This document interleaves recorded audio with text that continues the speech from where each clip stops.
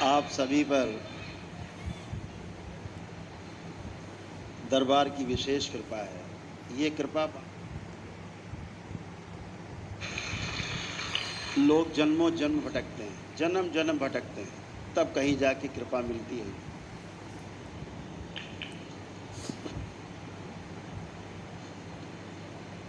तीन चीजें हैं, दया, कृपा और करुणा, तीन शब्द हैं।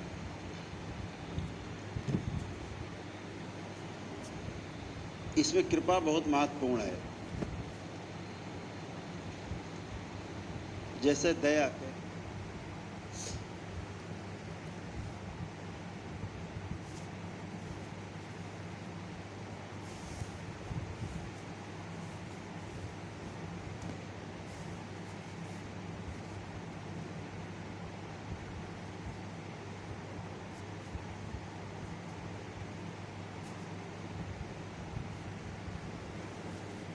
क्योंकि वही मिलेगा जो आप मांगोगे, क्योंकि आप बाबा और माँ के शिष्य हो।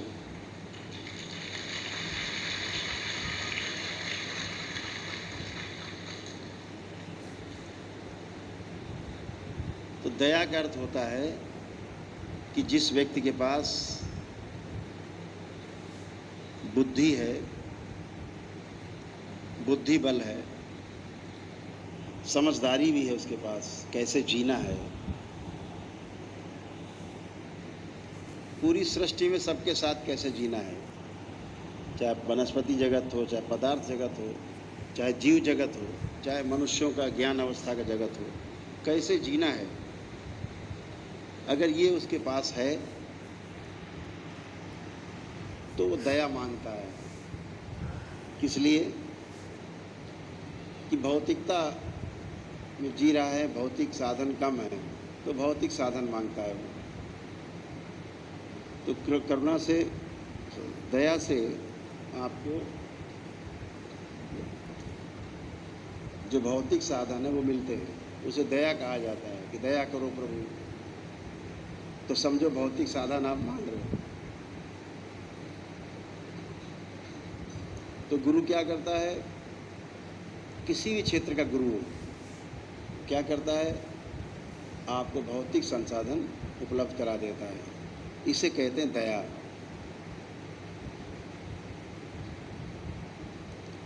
और जब आप कृपा मांगते हो, कृपा चाहिए, तो कृपा का क्या अर्थ होता है? कि मेरे पास खाने पीने का, रोजी रोटी का जुगाड़ खूब है, लेकिन समझदारी कम है, ज्ञान कम है, ज्ञान नहीं है। कैसे 84 लाख योनियों के जन्म मरण के बंधन से मुक्त हुआ जाए, इसका ज्ञान नहीं है। कैसे समझदारी से पूरी सृष्टि में रहा जाए कि हम स्वयं सुखी हों और दूसरों को भी सुखी रख सकें, जब ये ज्ञान नहीं है तो मांगा जाता तो कहते गुरु कृपा चाहिए।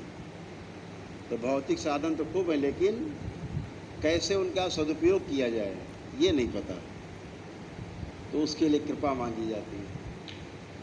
तो गुरु आपको कृपा उपलब्ध कराता है, ज्ञान के रूप में कैसे जीना है आपको ये उपलब्ध कराता है। इसे कहा गया कृपा। तभी कहते हैं गुरु कृपा केवलम।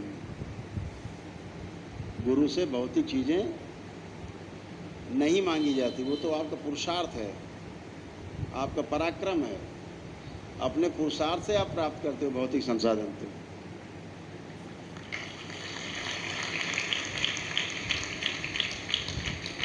लेकिन कृपा के लिए गुरु की शरण में जाना होता है।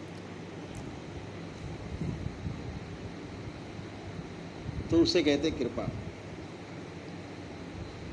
लेकिन जब दोनों ही आपके पास नहीं होते, ना भौतिक साधन और ना ही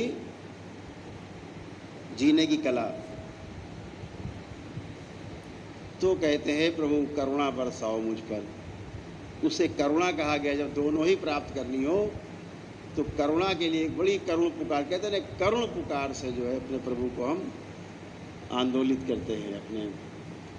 तो उसे करुणा कहा गया जब गुरु दोनों चीज़ें प्रदान कर देता है एक साथ।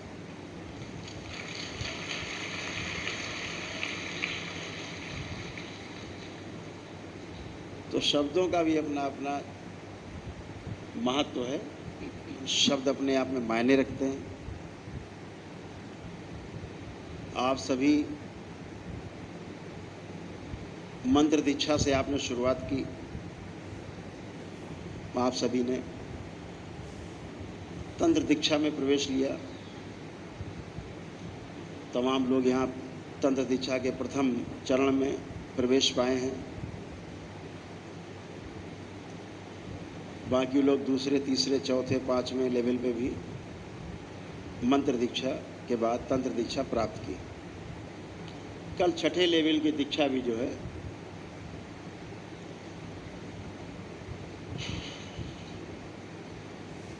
कल छठे लेवल की दीक्षा भी संपन्न हुई, जहां मंत्र गिर जाते हैं।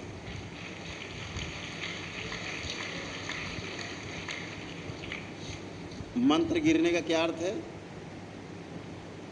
मन का यंत्र भी जहां गिर जाता है, खिलौना भी छूट जाता है मंत्र का, उसे कहते हैं मंत्र भी गिर जाते हैं। तो अभी मंत्र रूपी जो खिलौना आपके पास था, आप जपते थे, छठे लेवल में वो खिलौना भी टूट गया।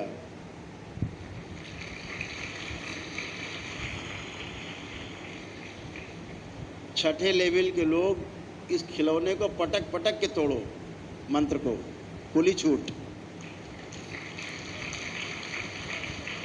मंत्र से बाहर निकलना है। ध्यान रखो, अभी तक मंत्र में जो फंसाव रहता है वो 5 चरण तक रहता है। 5वें चरण के बाद इस मंत्र की खूब बखिया उधेड़नी है, पटक पटक के गिरा गिरा के मारना है इस मंत्र को। मन का यंत्र, खिलौना, उसी में लगा है मन, उसको भी तोड़ना। छठे लेवल, अभी 21 लेवल तक की दीक्षा में, आगे छठे लेवल से लेकर के 21 तक कोई भी मंत्र नहीं है।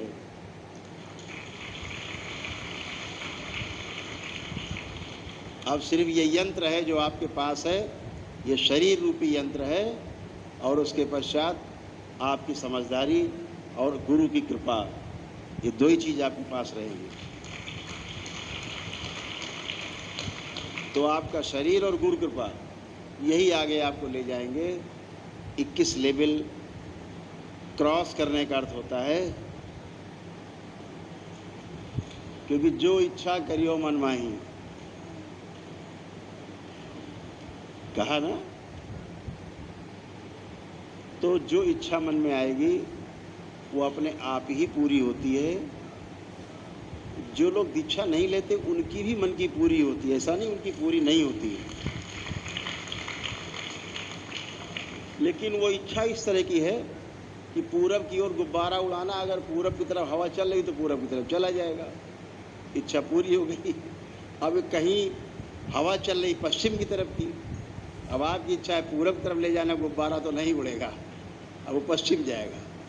ऐसे पूरी होती कभी नहीं पूरी होती। लेकिन जब गुरु कृपा रूपी जहाज मिल जाता है आपको, हेलीकॉप्टर, तो जिधर चाहते हैं उधर जाता है आपको। हेलीकॉप्टर तो जिधर चाहते हैं उधर जाते हैं।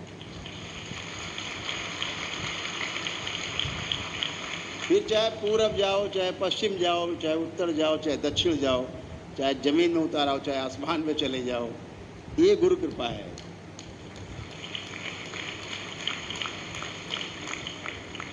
तो आपके पास एक एक चरण पार करने की सुविधा है।